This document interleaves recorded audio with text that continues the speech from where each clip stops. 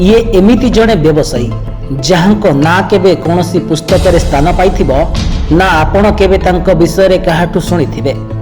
कथारे अछि इच्छा थिले बाट आपे आपे बाहरे। आउ प्रकृत व्यवसायी केबे समय और सुजोग और अर्थ उपरे निर्भर करेना। निजर मनोबल और इच्छा शक्ति गोटे मनीष को ता लक्ष्य स्थल रे पहुंचाइबारे डेरी करेना। एमिति जड़े व्यवसायी संपर्क रे आज आम आपण को कहबू। एही व्यवसायी जनक हेउचंती जणे ऑटो ड्राइवर जी सकाळ हेले यात्री को ए छकरू से छक गोटे सहर रु अन्य सहर को पहुंचाई थाए, किंतु से बिना ऑटो चले भी मास को 5 रु 8 लाख टंका रोजगार करुछंती, जहा जणे आईटी डायरेक्टर किंबा चार्टर्ड अकाउंटेंट को पई रोजगार करिबा भी कष्टकर। आपण भाबुथिबे केमिति? आज्ञा हाँ, एही ऑटो चालक जनक मुंबई रो जी बिना कौनसी टेक्नोलोजी आप किंबा बिना कौनसी स्थान रे काम करी लक्ष लक्ष टंका बसिकी रोजगार करुछंती। एही ऑटो चालक जनक मुंबई रे थिबा एक अमेरिकन कंसल्टेंसी कार्यालय बाहर निज ऑटो रिक्शा को छिड़ा करी लक्ष लक्ष टंका रोजगार करुछंती।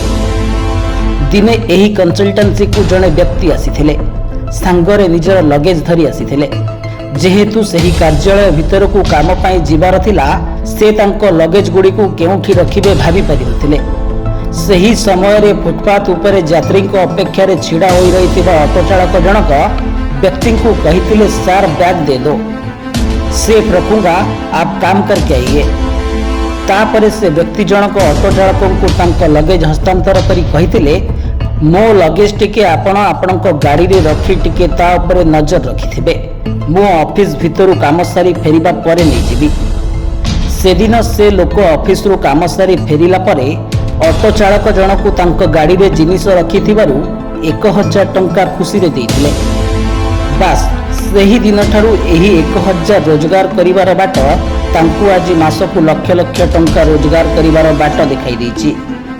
सही दिन ठारू एही ऑटो चालक जनक प्रतिदिन सही कंसल्टेंसी कार्यालय सामने निज ऑटो रखी लोकंक लगेज को गाड़ी रे रखे। आ प्रति लोकंक ठारू से 1000 टंका लेखा निए।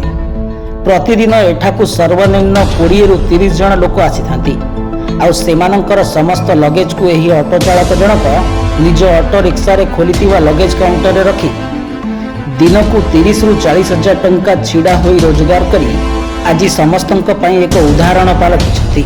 ब्यूरो रिपोर्ट, सर्वसाधारण न्यूज।